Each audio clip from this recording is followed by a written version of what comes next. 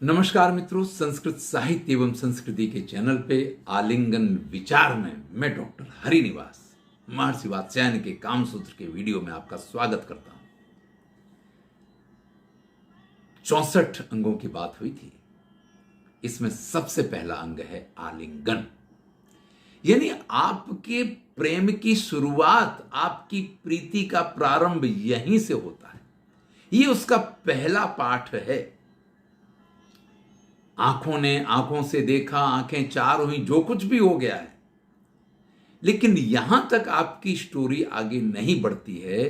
Story आगे बढ़ाने के लिए सबसे पहला जो है वो माध्यम है आलिंगन, और इसके प्रथम 4 प्रकारों का वर्णन आचार्य वात्स्यायन करते हैं कि तत्र समागतयो प्रीति लिंग द्योतनार्थम आलिंगन चतुष्टयम। भाई, अगर आपके मन में प्रेम उत्पन्न हो गया है किसी के प्रति, आप स्त्री हो या पुरुष हो, इससे कोई फर्क नहीं पड़ता है, तो आपको आलिंगन के 4 प्रकार यहां बताए जा रहे हैं, जिनके माध्यम से आप अपने प्रेम को अभिव्यक्त कर सकते हैं या सामने वाले के प्रेम को जान सकते हैं। क्योंकि जो अभिव्यक्ति का माध्यम है वही ज्ञान का भी साधन है। तो ये 4 प्रकार के आलिंगन कौन कौन से हैं? स्पृष्टकम, पहला है स्पृष्टक, दूसरा है विद्धकम, विद्धक, तीसरा है उद्धृष्टकम और चौथा है पीड़ितकम। भैया, इसका वर्णन तो करना है, लेकिन आचार्य ये कहते हैं कि सर्वत्र संज्ञार्थी नैव कर्माति देशः। अरे भाई, आप इनका अर्थघटन करो ना करो, इनके नामों से ही पता चल जाता है। यानी ये अपने यथा नामा तथा गुणा, इस प्रकार के ये हैं। फिर भी स्पष्टता करते हैं, सम्मुखागतायाम प्रयोज्यायाम अन्यापदेशेन गच्छतो गात्रेण गात्रस्य स्पर्शनम स्पृष्टकम। भाई, सामने आकर के किसी भी अन्य कार्य के बहाने से जब शरीर से शरीर का स्पर्श किया जाता है तो उसको स्पृष्टक प्रकार का आलिंगन कहते हैं। अब समझ लीजिए, हुआ क्या कि आप ट्रेन में बैठे हैं, मान लीजिए ऐसी स्थिति आई, तो उन्होंने कहा, अरे यार बहुत हवा आ रही है, और इतना कह करके खिड़की बंद करने के लिए खिड़की की तरफ बैठी हुई, या वो व्यक्ति पुरुष हो सकती है, स्त्री हो सकती है, या तो स्त्री उस खिड़की को बंद करने के लिए उसकी तरफ झुके या उसके शरीर से शरीर को स्पर्श होने दे, या पुरुष ऐसा करे, तो ये दोनों ही स्थिति, ये तो मैंने आपको एक उदाहरण बताया, ऐसे तो बहुत सारे उदाहरण हो सकते हैं ना।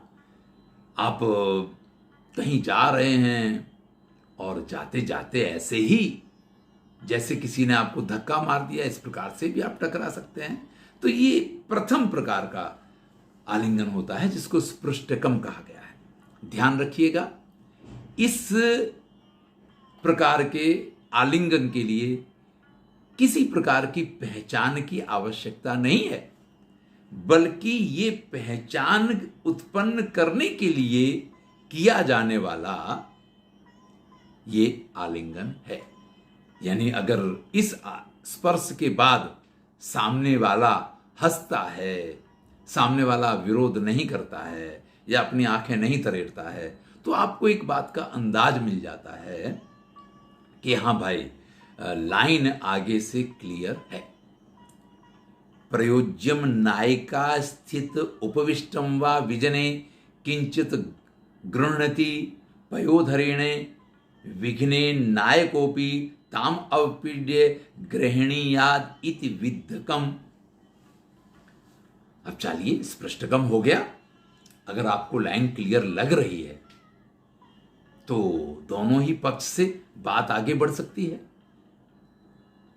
स्त्री देखती है कि भाई इसने विरोध नहीं किया, तो अभी जो शरीर के अन्य अंगों का स्पर्श हुआ था, अब वो अपने स्तन का दबाव भी शरीर के किसी अंग के ऊपर डाल सकती है। नायक भी ये समझ सकता है कि पहले स्पर्श पे अगर विरोध नहीं हुआ है तो ये स्पर्श कुछ स्तन वगैरह के जो उसके ऐसे अंग हैं जिनको सामान्यतया स्पर्श नहीं किया जा सकता है, उनका स्पर्श विजने यानी एकांत में या कहीं अंधकार में या किसी ऐसी स्थिति में जहां पे एक बहाना भी हो सकता है, बाद में शायद सॉरी कह के हट भी जाना पड़े, और अगर उस सॉरी के जवाब में ये मिला कि नहीं नहीं इट्स ओके, तो फिर वो बात और आगे बढ़ती है। तो ये दूसरे प्रकार का आलिंगन है जिसको विद्धक कहा गया है। देखिए, प्रीति के प्रारंभ के आलिंगन को स्पृष्टक कहा गया था, यानी प्रारंभ वहां से होता है। बात आगे बढ़ती है तो दूसरा जो आलिंगन है उसका नाम है विद्धक। विचेष्टिताप विध्येने कामनी स्तन शालिनी विद्ध के नेतरस्तत्र कचाकर्षण कर्मणि। अब देखिए, विद्धक जो है वो सिर्फ स्तनों के स्पर्श से नहीं, पर आपने चोटी खींची, बाल खींचे, कभी चुन्नी खींची, कुछ इस प्रकार से भी इस विद्धक नाम के आलिंगन का उपयोग संभव है। अब ध्यान दीजिएगा, जब स्पृष्टक का विरोध नहीं हुआ तो फिर अगर आप चोटी पकड़ के खींचते हैं तो ये भी आप कहेंगे कि हाथ से तो बाल का स्पर्श हुआ है, व्यक्ति का स्पर्श तो नहीं हुआ है, लेकिन यहां जो अंदर की भावना पहुंचती है ना, वो बड़ी महत्वपूर्ण होती है। तो किसी सुस्तनी के बालों को खींच के भी इस आलिंगन के प्रकार का आप प्रयोग कर सकते हैं। तद उभय अनति प्रवृत्त संभाषणयो। अब ये दो जो को आलिंगन के प्रकार कहे गए, स्पृष्टक और विद्धक, ये तब तक प्रयोग किए जाते हैं जब तक दोनों के बीच में अभी बहुत स्पष्ट प्रीति नहीं हुई है, अभी बहुत बातें नहीं हुई। कहते हैं तद उभयम अनति प्रवृत्त संभाषणयो, जिनके बीच में बहुत वार्तालाप नहीं हुआ है। आलतू फालतू तो बहुत बातें होती रहती हैं, दुनिया भर की बातें। आजकल तो ऑफिस में साथ में जो नौकरी करने वाले हैं उनको बहुत सारे कार्यों के लिए एक दूसरे से बातें करनी होती हैं, या आप क्लास में साथ में पढ़ते हैं, वहां पे भी आपको बहुत सारी बातें करनी होती हैं। तो उन बातों का तात्पर्य यहां नहीं है। काम संबंधी बातें जिनके बीच में अभी तक बहुत नहीं हुई हैं, या इस प्रकार की बातें जिनके बीच नहीं हुई हैं, वो इन दो प्रकार के आलिंगन से अपनी भावनाओं को व्यक्त कर सकते हैं, सामने वाले की भावनाओं को जान सकते हैं। तमसी जन संवादे विजने वाथ शनकैर गच्छतो नाति ह्रस्वकाल मुद्धर्षणम परस्परस्य गात्राणाम उद्धृष्टकम। अब भैया तीसरा जो आलिंगन है उसकी चर्चा करते हैं कि कोई ऐसा अवसर आ गया कि आप लोग साथ जा रहे हैं, एकांत जगह है, कभी अंधकार भी हो सकता है, तो आपको डर तो नहीं लग रहा है। पहले हाथ पकड़ा, हाथ पकड़ने के बाद कमर में हाथ डाला कि चलो जैसे सहारा दे रहे हों, और इस प्रकार से जब स्पृष्टकम में तो अंग से अंग का स्पर्श होकर के व्यक्ति हट गया, इसके बाद जो विद्धक था उसमें भी ऐसा नहीं है कि वो स्पर्श लंबे समय तक चलेगा। आप किसी की चोटी पकड़ के उसको घसीटने तो नहीं लग जाएंगे, ये तो फिर झगड़ा हो जाएगा, प्यार नहीं इसमें व्यक्त होगा। आप किसी के अभी पहचान नहीं है तो ना तो आप किसी के स्तनों का इस प्रकार से स्पर्श कर सकते हैं कि आप उनको दबाएं, या सामने वाली व्यक्ति भी उसकी कामना भी हो तो भी वो इस प्रकार से दबाव आपके ऊपर अपने स्तनों के माध्यम से नहीं डाल सकती है।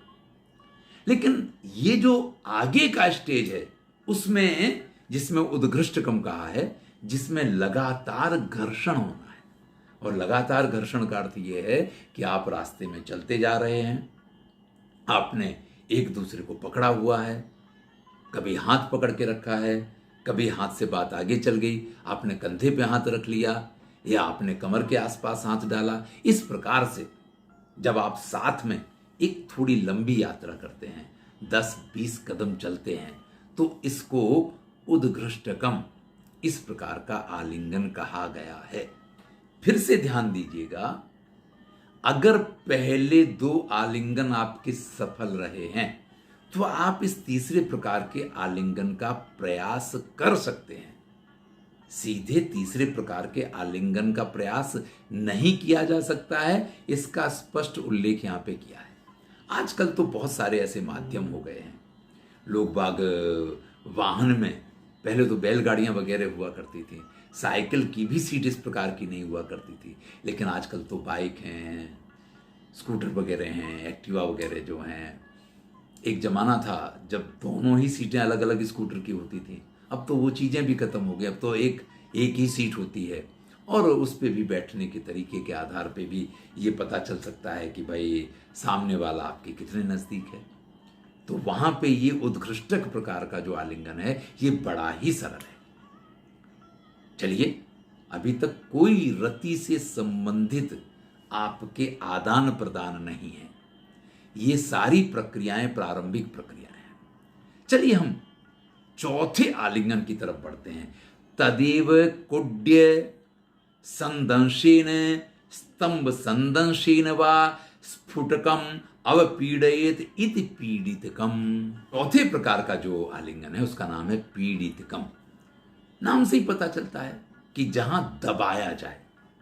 यानी अगर आप ये मान लीजिए कि भले ही आप मित्र हैं और साथ निकले, अगर आपके पीछे बैठे हुए बाइक पे व्यक्ति ने आपको जोर से पकड़ लिया है कि अब बीच में से हवा भी नहीं निकल के जानी चाहिए, तो फिर ये पीड़ितकम हो गया। यहां पे जो कहा गया है, क्योंकि उस समय बाइक नहीं थी, स्कूटर नहीं थे, तो यहां पे जो कहा गया जरा उसको समझ लीजिए कि कोई खंभा है, उसके सहारे व्यक्ति खड़ी है और आपने जाकर के खंभे के साथ ही उसको पकड़ लिया, तो मतलब वो पीछे हट ना पाए और आप उसके ऊपर दबाव देते रहें। और ऐसा पुरुष भी कर सकता है और ऐसा स्त्री भी कर सकती है। भाई जिसकी तरफ से प्रेम प्रबल होगा वो इस प्रकार का प्रयास पहले कर लेगा। जो थोड़ा लज्जाशील होगा, जो अपने को जल्दी प्रस्तुत नहीं कर पाएगा, वो पीछे रहेगा इसमें। तो इस प्रकार से इस वीडियो में प्रेम का प्रारंभ जहां से होता है वो 4 प्रकार के आलिंगन के प्रकार की चर्चा आपसे की है। और आप ये मान सकते हैं कि 64 अंगों में से 4 अंगों के बारे में, यानी आलिंगन के 4 प्रकार जाने हैं। आलिंगन के 8 प्रकार तो मुख्य होंगे ही होंगे, तो आपने 64 अंगों में से 4 अंगों के बारे में जान लिया है। इससे आगे की चर्चा जो है इसको हम अगले वीडियो में करेंगे। मैं हूं डॉक्टर हरिनिवास और आप इस समय सुन रहे हैं महर्षि वात्स्यायन का कामसूत्र। अगर आपको ये अच्छा लग रहा है तो मित्रों के साथ शेयर करें। अगर आपने चैनल को सब्सक्राइब नहीं किया है तो अवश्य ही सब्सक्राइब करें। धन्यवाद।